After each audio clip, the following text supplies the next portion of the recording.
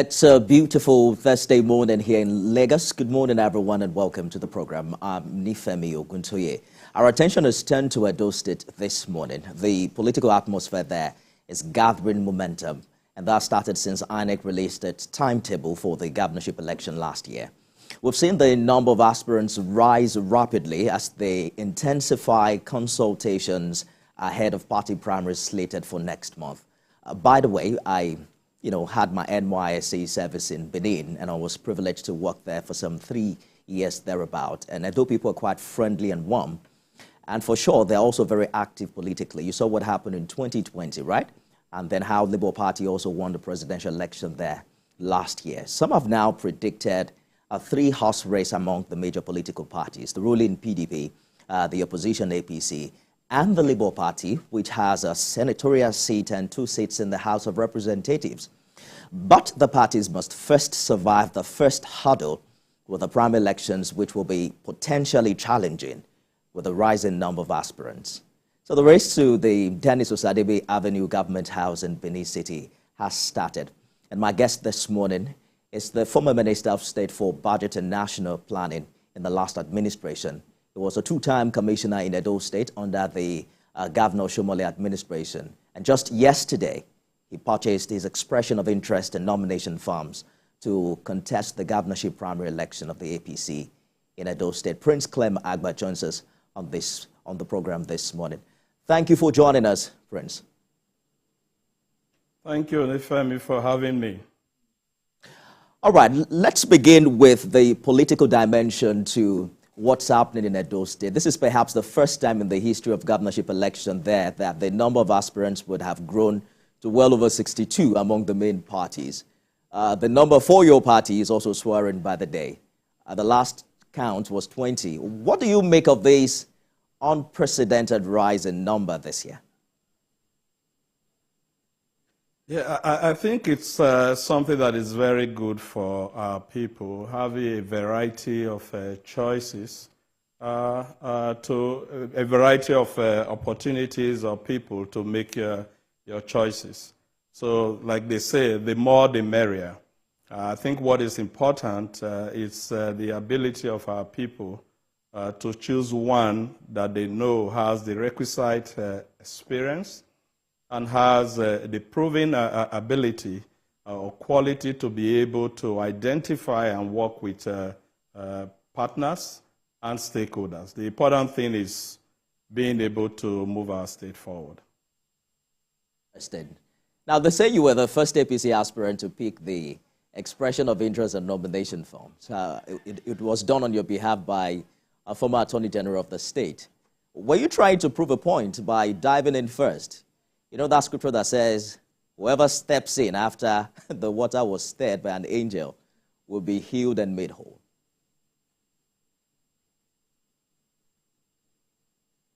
Prince. Can you take that again? Yeah, I'm asking if it was intentional for you to have picked the form first, if you were trying to make a particular point precisely. Like you know, I believe in planning. They say when you fail to plan, you are planning to fail. And so once we saw the timetable, we had a plan to say we will go there and show that we are serious about this, that we mean business, and we had to go and pick the form. I think that the best way to start is to start.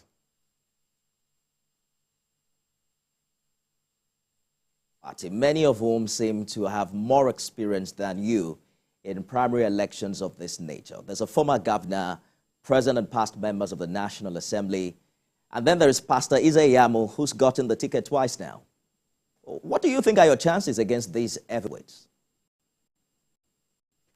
I think that my chances are very, very bright. I also feel that I'm a heavyweight. I have been involved in the process before with others. Not as a person, but I've worked with others, including the pastor that you mentioned about. I think I have enough experience in this process, having worked at the state and also at the federal level. let's talk about zoning. I'm sure you're following, developments in that regard. An official of your party did say last year that APC will prioritize capacity over zoning. But there's also a growing advocacy for Edo Central to produce the next state governor. So they say if Edo South has had 16 years, the North 8 years, Edo Central only produced a governor for 1 year and 7 months since 1999, that it's only fair it returns there this time. Do you agree that the ASAN people have been grossly marginalized in this regard? Thanks, Nifemi, for asking this very important question. But you see that when you come to equity, you have to come with clean hands.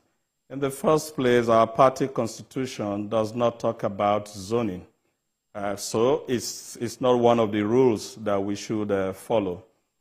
Secondly, the statistics you just read out is that Edo North has had it for 8 years, Edo South has had it for 16 years, and then Edo Central just 18 months. I don't think that is quite correct. What is correct is that Edo South has produced 4 governors for the state, civilian governors.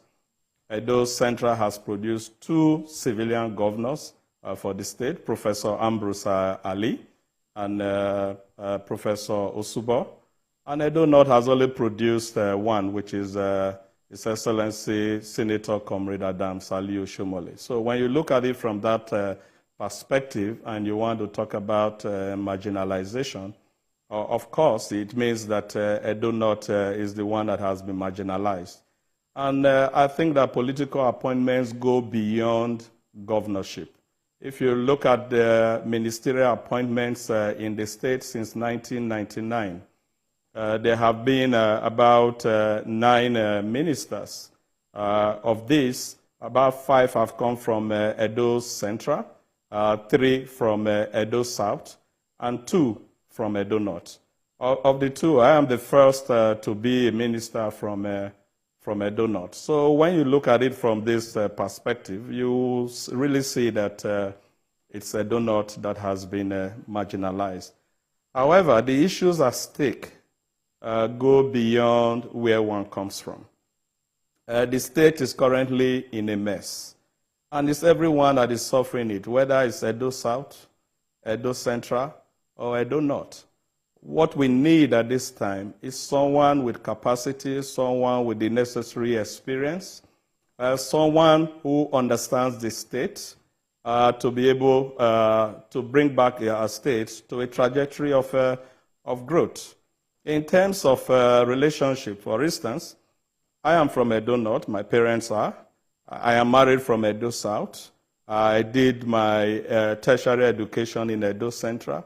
Aside from this, my immediate elder brother is married from Edo Central, so I have a relationship with Edo Central. So I am not going to marginalize any part of the state.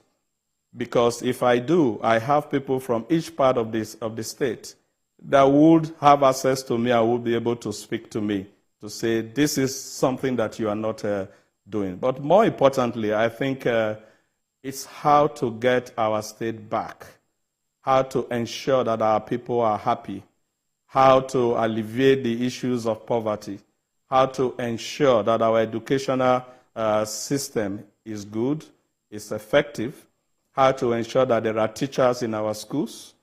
We require health facilities across the 192 political wards. I think that is what is important for our people. Those who are living in the rural areas need portable drinking water. It doesn't matter who gets there, whether it's from the north, the south, or the central, but the person who is able to ensure that portable water, drinking water gets to all the nooks and crannies of the state. How do we handle environmental matters and ensure that there is good sanitation? I think these are the issues that are important and not zoning. I like the way you've analyzed it, particularly talking about the number of governors that have been elected across the zones.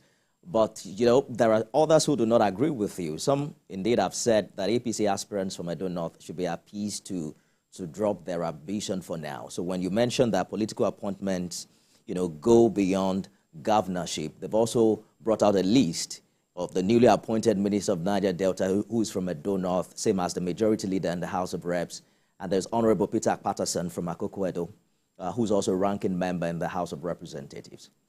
But my question really is whether you're concerned about the possibility that the leadership of your party might be looking towards supporting an Edo Central aspirant this time, given this pronounced sentiment along this line. I am glad that you say these are sentiments, and these sentiments are coming from Edo Central. And I'm sure you also know that this is not our area of strength in my party, the APC. The Central is the PDP stronghold. And when you say that the current Minister of Niger Delta is from Edo North, the immediate past Minister of Health was from Oredo, the same local government as the current governor. And he was there for 8 years, going through the 2 terms of the governor. The same thing happened when Professor Osubo was also governor. The minister then was also from Edo Central. So I don't see what is new now or what is different. We've always had it like this. And like I said earlier on, those who should have been the ones complaining of marginalization, it's Edo North, because we've only had 1 governor and 2 ministers.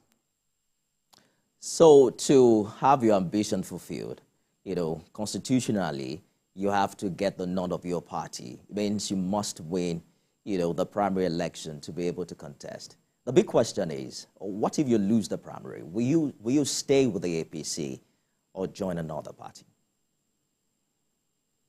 I have never joined any other party. I have been with this party from the beginning, and I will continue to remain with the party. And with my moving around, reaching out to our party stakeholders, I do believe that I'll win, and I'm focused on winning. So what if you don't win? That's my question.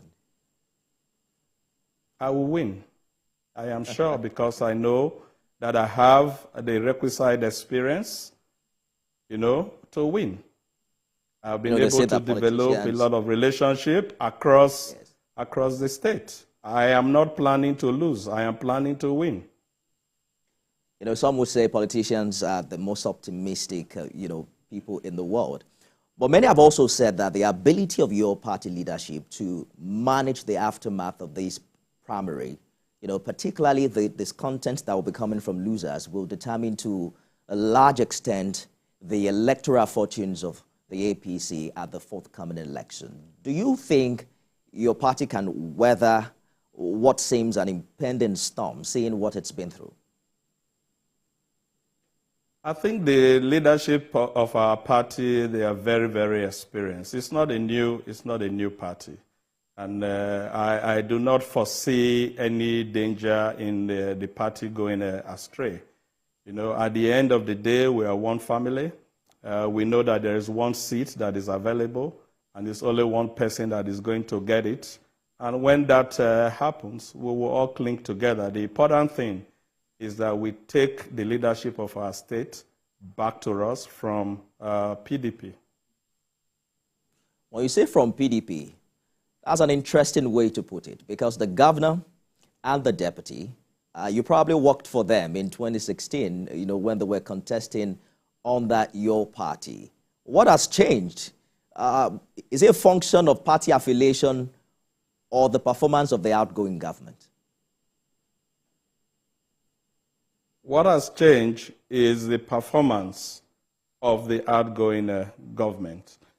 Promises that were made have not been kept. And most of the things that we are told have been done cannot be seen and cannot be touched. Some, like people will say, are MOUs, and majority are EDs and EDAT. I think that Edo people want to see things that they can touch and feel and know that government is working. Like I've said in some fora, most of the schools in Edo State do not have teachers. How is education going to be qualitative when you find that schools have 2.5 teachers administering the entire school? So those are the things that need to change. And then when you look at infrastructure, they are not available. Even the few roads that have been built around Benin, a lot of them do not have drainages. They are all going away and being washed away with the first rainfall. And the drainages that were built by the previous government of Adam Sali Oshomole are not being maintained. They are all silted up and they are not being cleaned. When it rains for 3 minutes now in Benin, the whole place is flooded. So there is a need to have a change. We want to have teachers in our schools so that we have the true Edo-based education.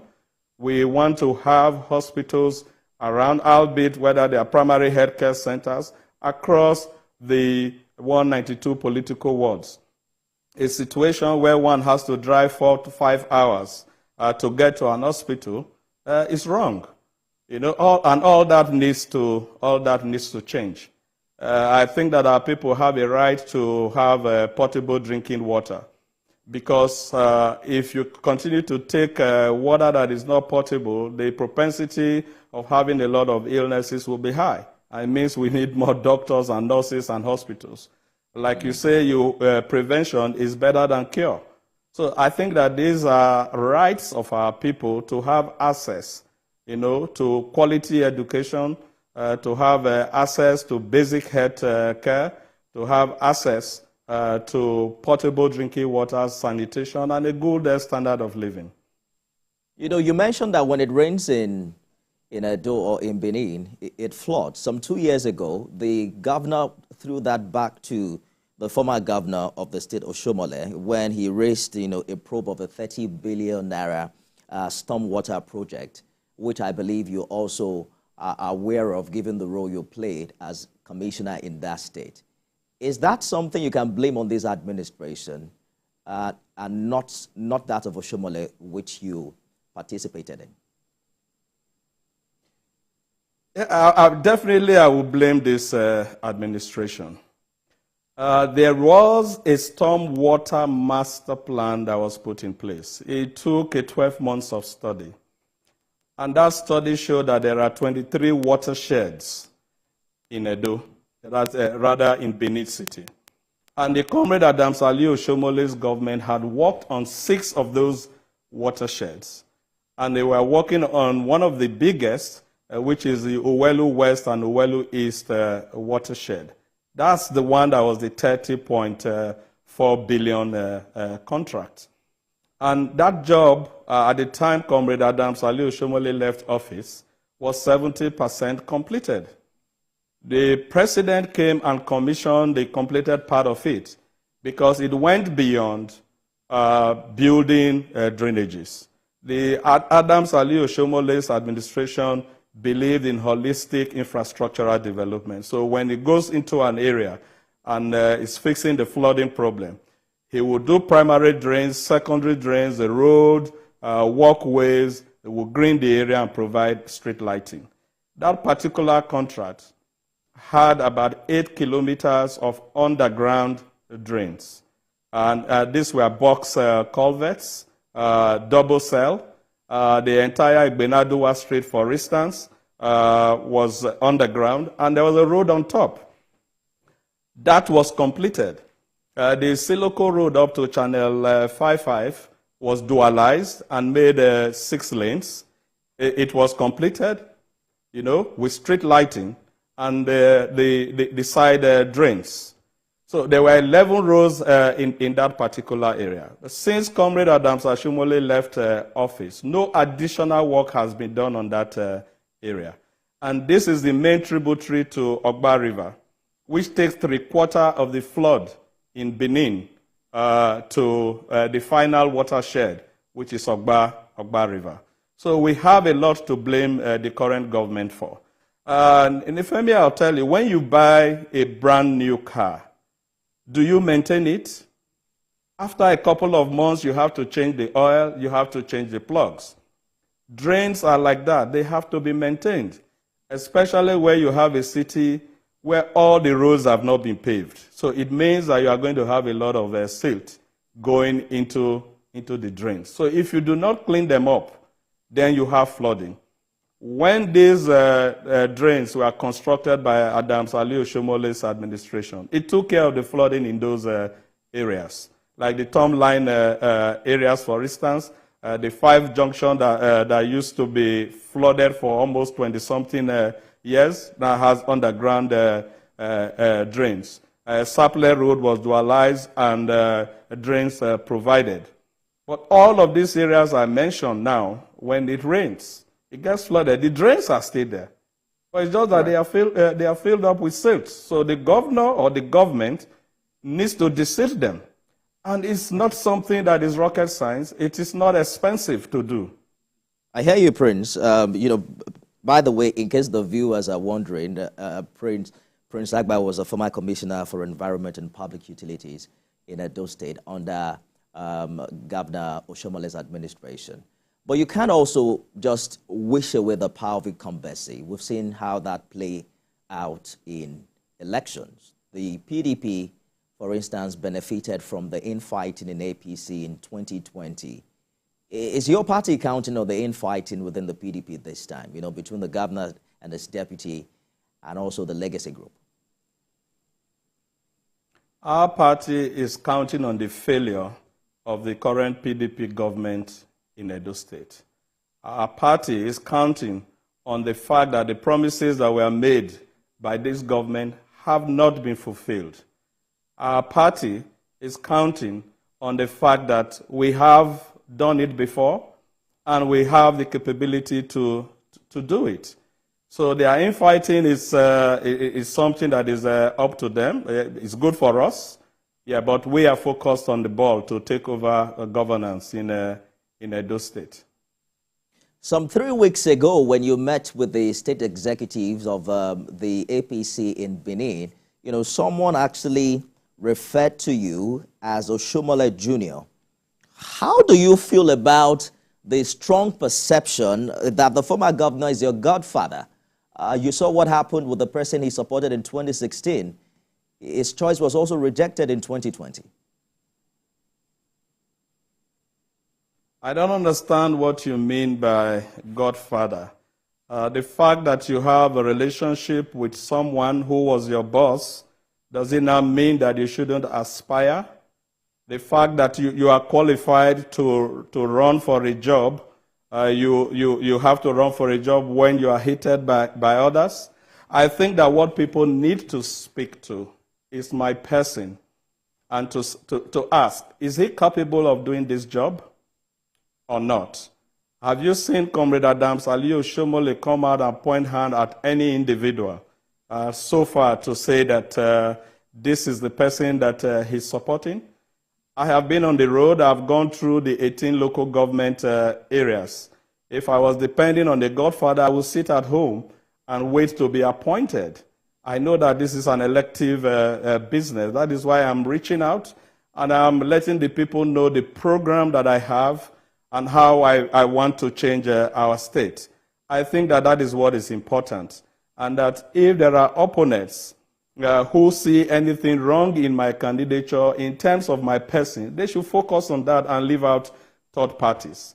I haven't brought in Comrade Adams Aliyu Osomole in this, in all I've been doing. But am I happy to have been associated with him? Yes. Did he work well as a governor? Yes. So what is wrong in having worked for him? A couple of others who are also aspiring for this position worked for him. They are close to him. So why is he not being godfather to them? So I think that these are irrelevant. People should concentrate and focus on the ball and tell people, the Edo State people, what they want to do, rather than just focus on some flimsy excuses. But how significant would you say his support will be for you to emerge as candidate of the APC in the forthcoming primary election?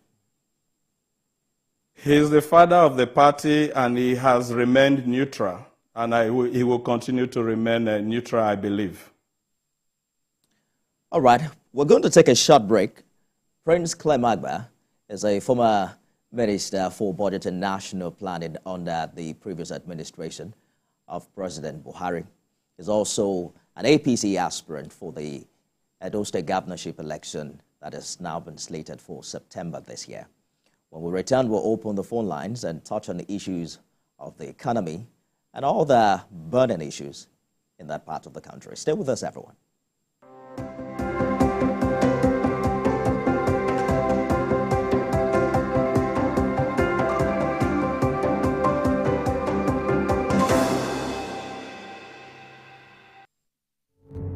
Doubt and fear doesn't occur at the canvas, it shows in the canvas.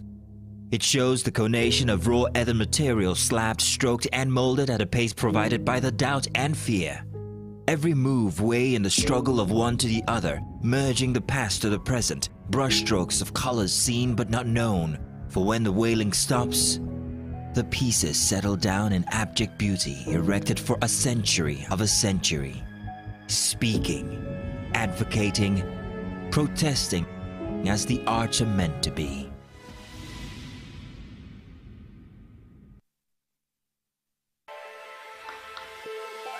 Every weekday on Business Nigeria, we uncover the secrets of the financial world, breaking down intricate economic and financial matters. We analyze the stock market, shares, bonds, and the thrilling world of cryptocurrencies. We unveil and analyze complex policies of the CBN and other government parastatals as they affect your everyday life, keeping you a step ahead every time.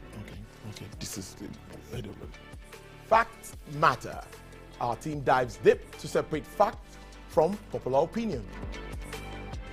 We simplify complex government policies as it impacts your everyday life, helping you navigate the ever-changing financial landscape. Watch Business Nigeria every weekday at 2 p.m. only on TVC News. First with breaking news.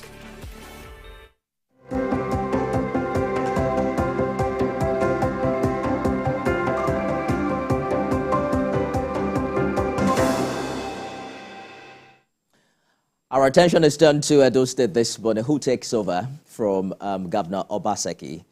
We understand that he's allegedly sponsoring a different candidate from his deputy. We had an exclusive with the deputy governor earlier this year on TVC News, and he made that very clear that he may not be getting his principal support. But the number of the aspirants have risen to well above 60, and they say perhaps, you heard from my guest saying it is good for democracy, and perhaps it's also going to make the process more encompassing in the coming days. Prince Clem Agba is an APC aspirant and former Minister of Budget and National Planning. Thank you for staying the course on the program. Let's talk about a little bit of Edo economy. Your state ranks 5th in the states with the highest increase in debt between 2015 and 2022. We saw the debt profile jump from 79 billion to well over 220 billion naira. How do you intend to fund your own developmental agenda if you become governor without further plunging the state into more debt?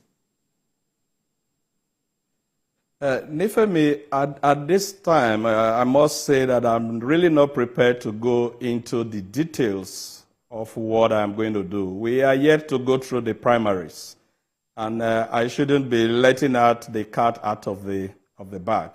One of the things I've basically said is that I would pursue a trust agenda, which is transforming our rural and urban spaces together. I think that at the appropriate time, we will go into those details when I come out with my manifesto, and that will be after getting the ticket of the party. There are quite a number of people who want to be governor, so I understand if you're hiding your card for now. But George has called in from Ikeja. Good morning, George. Good morning, Ifemi. Can you hear me, please? Yes, I can. But you might have to speak a little louder. All right. Then your guest said a number of things. I will just take two of them. One, he said his party doesn't have it in their constitution about rotation, and that the governorship position in the state has gone around the 3 senatorial districts and that only his own has 1 slot. So as his justification for saying that his zone should be given the governorship slot. Number 1, the APC as a party at the presidential level, they do rotation. It was in the north during the Buhari era. They decided that it will now come to the south. And they've already decided that after this one, the presidency will go back to the north, even if it was not written in their constitution. Is that not rotation? Then he also said that the Edo Central has got 2 governorship slots. The governorship tenure of Professor Osumbo, in law, he wasn't a governor. The court nullified his governorship election. So as far as the law is concerned, he has not been a governor of the state. Then the Edo Central has been agitating that they should be given, and he also said that because of the voting population is not in Edo Central, therefore, those other zones where the voting population lies should continue to have the governorship. That's the understanding I had. But that is not fair. All right, Judge. Let me allow my guest react to your position. Prince, you want to react to that quickly? Okay.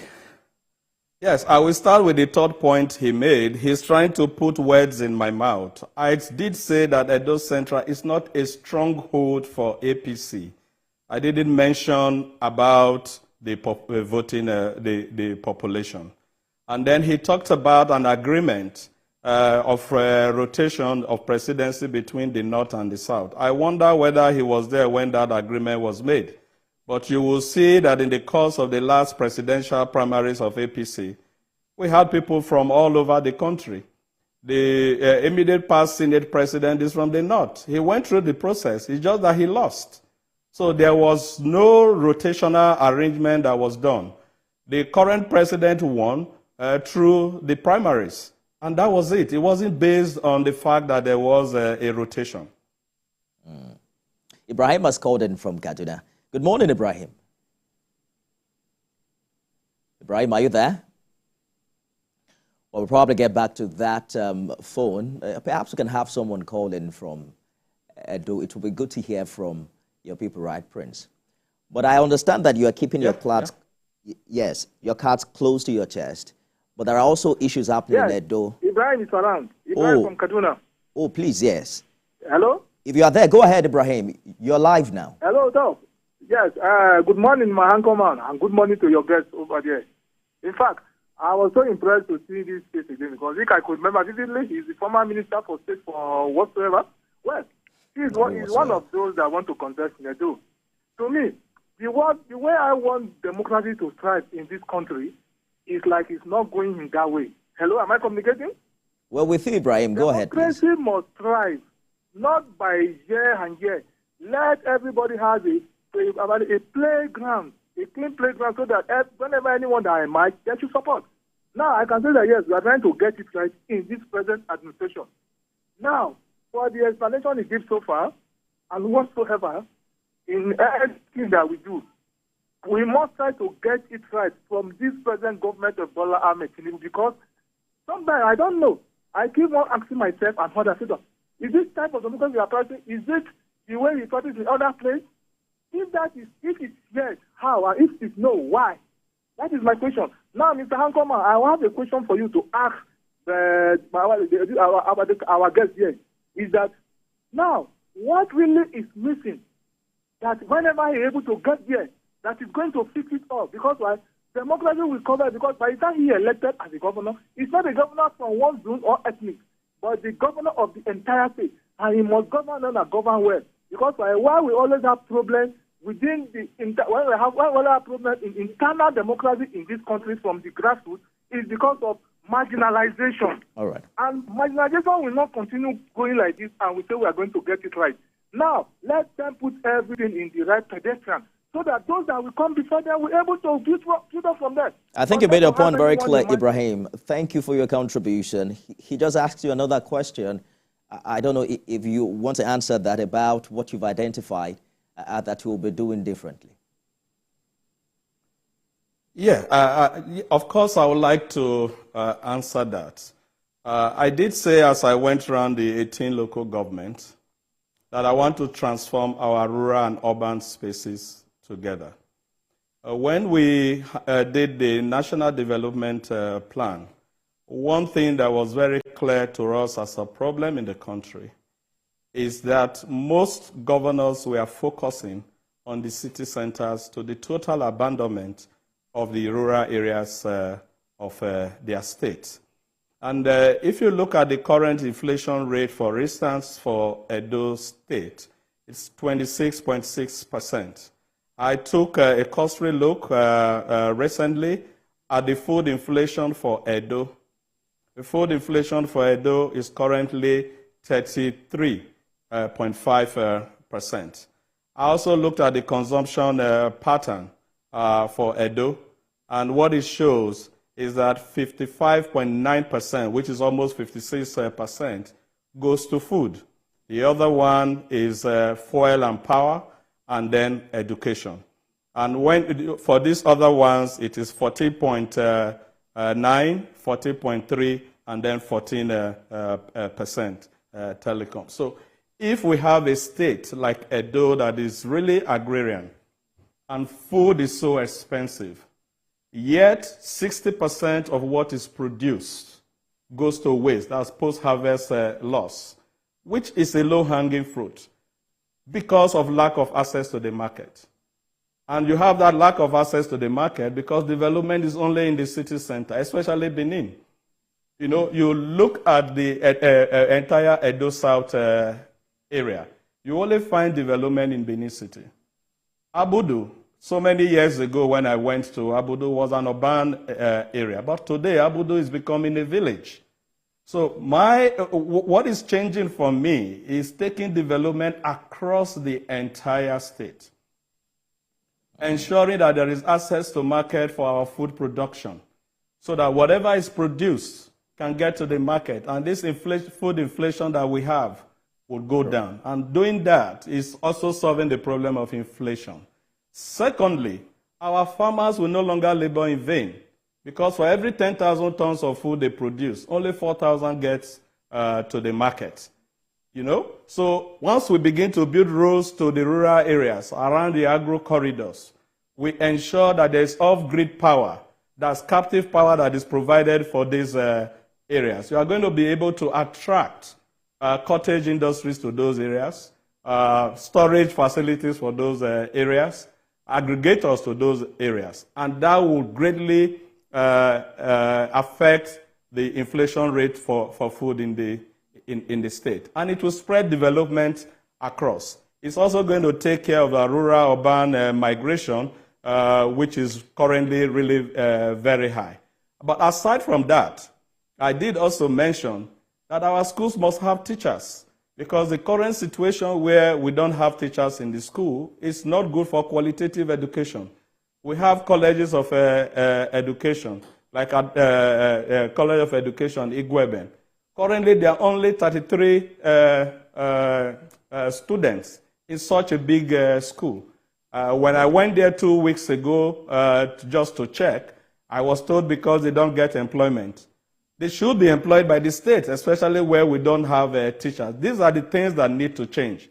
I hear you, we are not saying that we will abandon development in Benin, yes, but we are saying that while we are developing Benin City, which is the state capital, at the same time, we will be spreading development to the rural areas. It must go together simultaneously. That is the thing that would be different. Let's hear from Yakub. He's been waiting for a while. Yakub has called in from Dokpemu. Good morning. Yeah, good morning, sir. Good morning. And good morning to your guests. I think to me, what I want to contribute this morning is that, yes, your guests have spoken and then I spoke very well. But I think you should give the same platform to the other aspirants because I have one of them, even though all of them, they are okay. But I think Clem Agba is also in the race. I don't make a mistake. Give all of them a level playing field to show what they had for Edo citizens. Because your guest has spoke very well, and then I think he know what he really want to do when if he become the governor of that state. And then, by extension, I think APC has a great chance to win that state. I stand to be corrected because in this country, Edo State is the fourth state I've ever seen in this country that does not allow the majority of House of Representatives of that very particular state in terms of State House of Representatives to sitting in that house and then be able to do the business of the house. The governor prevented them, even though they were in the majority as at that time. I don't know, maybe the status quo have been changed now. I stand to be corrected. And then the infighting between him and the deputy governor as well. Although what goes round comes round, I don't have any sympathy for the deputy governor, because this is a person that Adam Omole, and he really helped both of them. Let me say both of them. But APC need to do something quickly. What they need to do now is that all the aspirants that wanted to contest under the platform, they should make sure that they throw it open, giving everybody a playing field, a level playing field. Let them know if I lose because that the people really don't need me in this time around. And then anybody that wins, so that they can be able to support that very particular person. But a situation where they make sure that they lock some certain people out, and then they continue to go by the business of the day. At the end of the day, they had the primary, and then some people begin to say that there's no primary and all that. I think you made your point very clearly, Yakub. I'm afraid that's the time. Thank you so much. Well, you also have to know, Yakub, that there are quite a number of them, over 60. So we're going to speak to as many as we can. We had Honorable Ijak Bonaima on the show last week.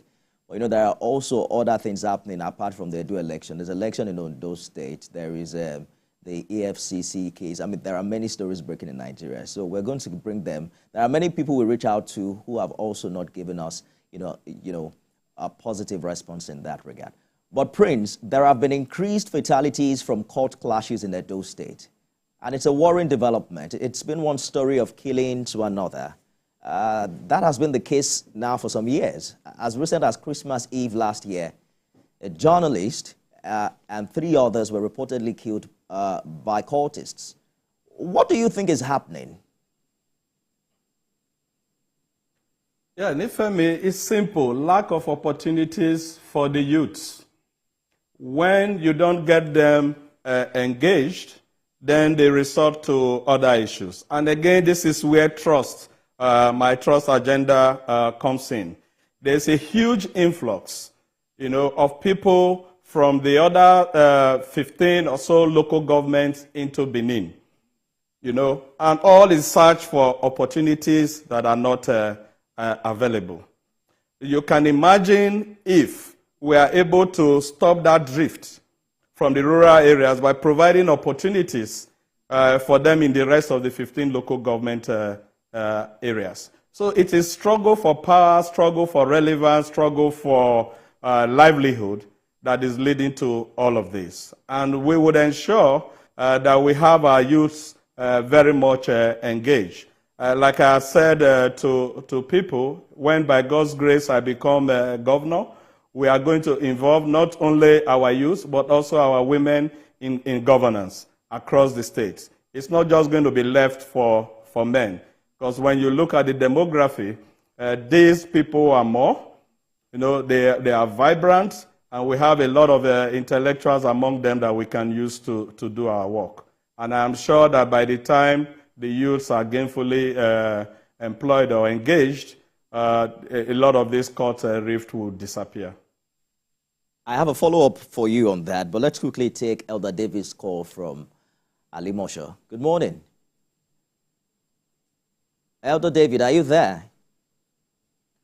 Oh, we'll get back to that. So when you say that cultism is a function of lack of opportunities, where do you put the allegations that the political class have also empowered them during electioneering like this, in helping them to advance, their objectives? And how committed are you to a peaceful conduct during this period?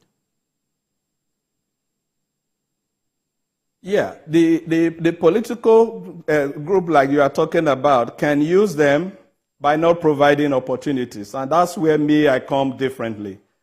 I do not belong to any cult. I am a member of the Eternal Sacred Order of the Cherubim and Seraphim, and I'm in the board of my church. I am a Christian. I do not support cultism in all ramifications. And so when I speak, I am seriously talking about providing opportunities to ensure that all of these are taken care of. It is not in my climb to begin to associate and bring cultists to create disaffection in our state. That's why I'm also coming with a very credible program for our people that resonates with them, whether they live in the cities or they live in the urban areas. There are talks about how some governments in the past have, one way or the other, empower them or empower people who identify with them. But perhaps we'll talk about that sometime later. We talked about the PDP earlier, but some are saying that perhaps what the APC should be concerned about in this election is the Labour Party, given the numbers they were able to garner during the presidential election, as well as the number of House of Representatives, and I think they have a seat in the Senate. Is that a concern for your party? Are you also paying attention to the increasing number of people who want to, vie for this position through this platform? Of course, I am paying a lot of concerns to everything. My party is concerned because we want to win the election, and that is why we are reaching out to one and all, and that is why I'm also coming with a very credible program that carries everyone along. A lot of the youths were disenchanted, and like I have said, my government is going to be made up of youths, women, and men. And we will work with them by creating opportunities everywhere across the state. Mazi Okorafor has called in from Arochukwu in Abia State. Good morning, Mazi. Good morning, Mr. Nissan. Please go ahead. My guest. Well, when we talk about Edo, my prayer this morning is that Edo will not turn to Rivers political situation of commotion and confusion. Whether it's PDP or Labour or APC or any party we may call it at the beginning. The political parties' delegates, when they are going to vote, I will advise them to vote for somebody that is coming in to take up and that is to govern the state as a vocation. Not like somebody who will come in as a governor to take it as an occupation. Because there are two things. When you have somebody coming in and somebody wants to take up the state as occupation, that is where you see godfatherism start playing. That is why you see that tribal sentiment start playing. Now, if they have zoned the state for this time of election, I think there is need for the political parties there to make sure that the zoning works very well. Because what I've discovered in the South Side and Southeast is that when the particular party is short, yes, South Side and Southeast, when the political party and South Side is that when the political party is in the office, the governor or the power committee would like that to go back to that place, which at the end of the day, it doesn't favor the other tribes. When we see what is happening now in Rivers State, Ijo and Ikwere, Ijo and Ogoni, them, Iche, them. Ijo people said it is their own turn. That is issue. Because if you come to that's how I used to do that. If you come down to far north, they play what they call politics. When they say zoning, they know which place, whether it's north or south or central will take. All right, Mazi. One area. I'm afraid that's our time. Thank you so much for your contribution. Prince, we're coasting home now. You've been talking about igniting a fresh approach of bold ideas through your trust agenda. I think you called it transforming the rural and urban spaces together. I just want to ask you a simple question before we go. You've been commissioner, right? You've been, you had a fine career in the oil and gas sector, I guess, and then you were also minister between 2019 and 2023. Did I get the timing right? 2019 and 2023? Yes, you did. Beautiful. Why do you want to be governor of Edo State? Thank you, Nifemi, for this very good question. One of the assignments I was given by the president was to ensure that we have a national development plan and then a perspective plan for the country. And in putting this plan together, the governance structure that we put in place was to ensure that all Nigerians, all shades of Nigerians were represented. That is, the governors, the local government system, the private sector, women, youth, the religious bodies, the civil society organizations, and also labor unions. We produced a plan for the country that was approved by the Governors Forum, approved by the National Economic Council, and also approved by the Federal Executive Council. I am not seeing traction, I am not seeing implementation. I facilitated that plan. I understand some of the things that have been put there. The various binding constraints we have in the country that is militating against growth. So for me, I want to use Edo State as an opportunity to prove that the plan that was put together by Nigeria can work. Because once you put a plan together and you don't implement, then you have just wasted all of the time.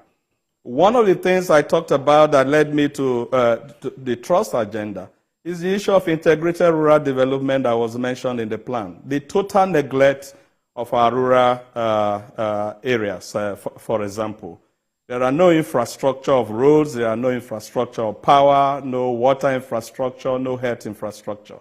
And when we are talking about multidimensional poverty, which is lack of access to education, that's basic education, lack of access to basic health, water, and sanitation, these are responsibilities of subnational government that should be handled by local government and by state governments. And of course, we no longer have local governments. We now have federal and state. So I want to be an example to say that these things can be done. We can provide these amenities for all Nigerians, for all the citizens of Edo State. And once we make Edo State an example by doing, then other states can follow and copy. So that is my motivation for this, because I facilitated a plan that I'm not seeing traction in terms of implementation. All right.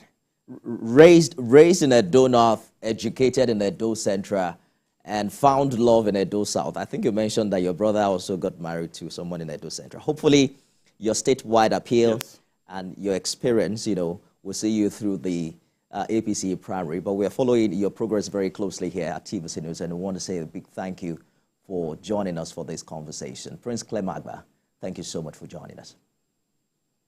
Yeah, thank you for having me. It's been a pleasure. That's our show today, everyone. The conversation continues on X, formerly Twitter. Remember to use the hashtag ThisMorning and tag me at Nifemi Oguntoye. See you again tomorrow, God willing.